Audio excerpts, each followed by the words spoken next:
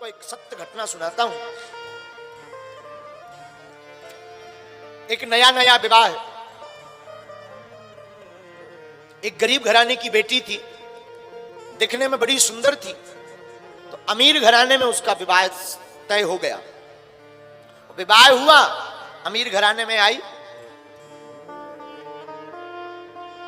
अमीर घराने में आकर के वो बड़ी प्रसन्न, घर वालों ने बड़ा स्वागत किया, क्योंकि दिखने में बड़ी अच्छी, गुणवान थी, सुयोग्य थी, बड़ी सरल थी, बड़ी सहज थी। इसलिए लोगों ने, परिवार वालों ने, उस बच्चे ने, उसकी मां ने, सासू मां ने स्वीकार कर लिया। दीपावली आई, तो दीपावली के बाद एक नियम होता है मिठाई भेजने का। बहू के घर से ससुराल पक्ष में मिठाई के डिब्बा आते हैं, जो ससुराल में पूरे परिवार को बांटा जाता है। ये तो थे बड़ी गरीब घर से। इसने अपनी माँ को फोन लगाया, माँ जी दीपावली आ गई है, अब सासू माँ पूछेगी मिठाई, तो क्या कुछ व्यवस्था बनी क्या? माँ ने कहा, बिटिया तुझे तो पता है उधार उठाकर तेरे पिता ने शादी की है, अभी कर्जा ही 3.5 लाख चढ़ा है, अपने घर पर एक अन्न का दाना नहीं।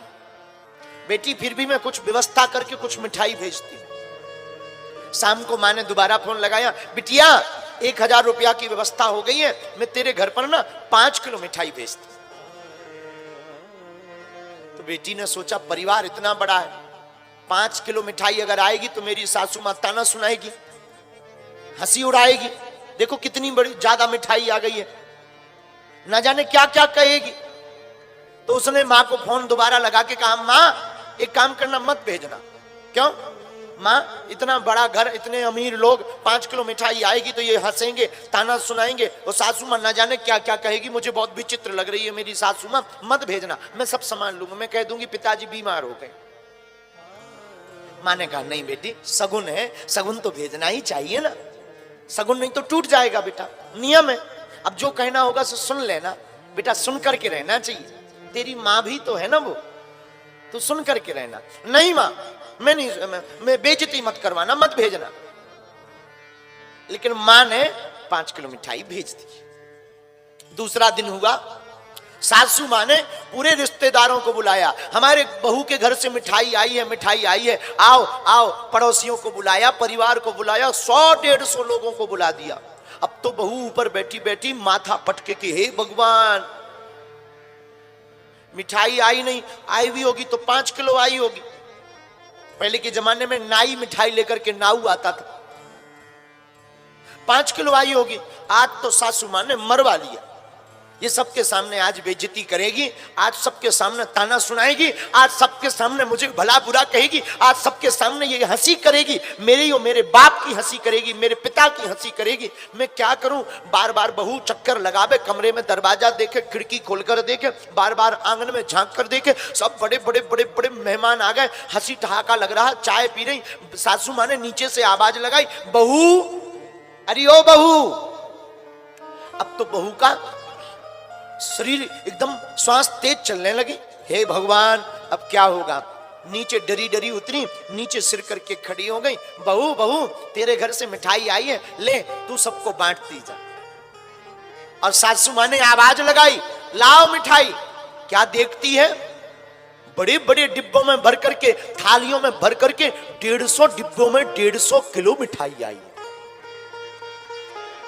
बहू तो चौंक गई, उसने मिठाई जल्दी जल्दी बांटी और बोली, मेरी माँ बड़ी झूठी है, मेरी माँ तो फोन पे कह रही थी 1000 रुपया है, केवल 5 किलो मिठाई का रुपया है, और मेरी माँ कितनी झूठी है, इतनी मिठाई भेज दी, लगता है उधार भेजी होगी। भागी भागी जल्दी गई कि मैं माँ को पूछूं, फोन लगाया, माँ जी तुम बड़ी झूठी हो, तुम तो कह रही थी 5 किलो मिठाई है, इतनी सारी मिठाई जो दे दी। तो माँ कहती, बेटा मैंने तो 5 किलो ही भेजी, मेरे पे तो रुपया भी नहीं है, और 5 किलो के ही रुपया है, वो भी उधार उठा करके बेटा दिए, और तेरे पिताजी से भी ले पूछ ले। पिता ने भी कहा, बेटा मैंने तो 5 किलो मिठाई दी।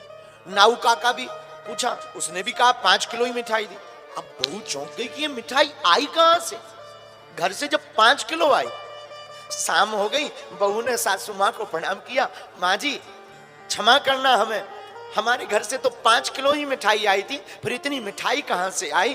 तो बहू की बात सुनकर के सासू मां ने हाथ पकड़ के ऊपर उठाया, बोले बिटिया तेरी एक वो माँ है, उसने 5 किलो दी, एक मैं भी तो तेरी माँ हूं, तेरी इस माँ ने 95 किलो अगर मिला दी तो इसमें बुराई क्या है बिटिया?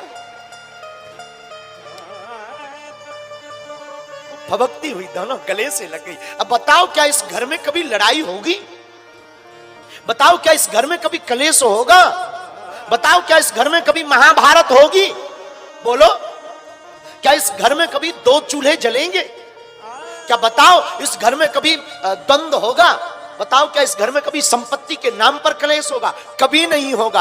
हमारी बहू चाहती है कि जो सासू माँ मिले वो माँ बनकर के रहे, पर खुद बेटी बनकर नहीं रहना चाहती। पर जो सासू माँ है वो चाहती जो बहू मिले वो बेटी जैसी होवे, पर खुद माँ बनकर के नहीं रहना चाहती। अगर ये दोनों सुधर जाए ना तो आज हर घर की महाभारत बंद हो जाए।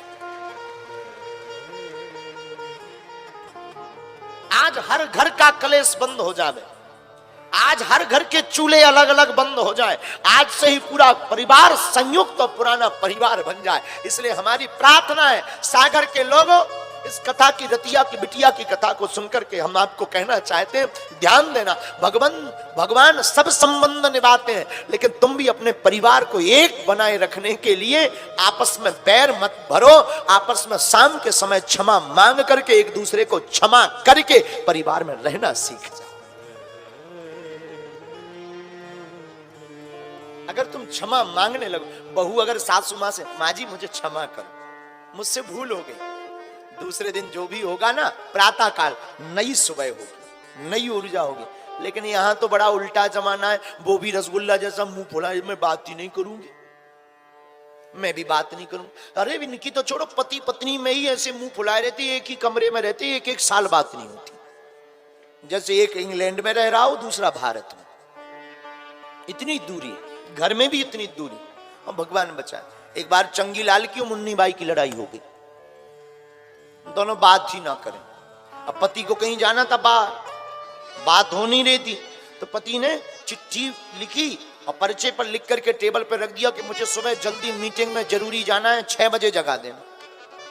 दूसरे दिन जब नींद खुली तो 8 बजे खुली। पति बड़ा नाराज, जो 4 चांटा लगा करके बोला, मैंने तुझे कल चिट्ठी लिख करके कहा था ना कि मुझे जल्दी जगा देना, सुबह 6 बजे मुझे जाना है, मैं बात नहीं कर रहा था। पत्नी बोली पर्चे देखो, और जब टेबल पे देखा तो उस पर्चों पर लिखा था उठ जाइए 6 बज गए। मैंने भी तो पर्चे रखे, जैसे तुमने मुझसे कहा मैंने भी तो वैसे ही किया। बोलो सीताराम, जोर से बोलो ना, और जोर से बोलो। लेकिन एक बात बोले मेरे पागलो, तुम्हारा घर तो स्वर्ग बन ही जाएगा, लेकिन उस स्वर्ग में 4 चांद तब लगेंगे जब तुम्हारे घर में रोज सुबह शाम भगवान की भक्ति होने लगे।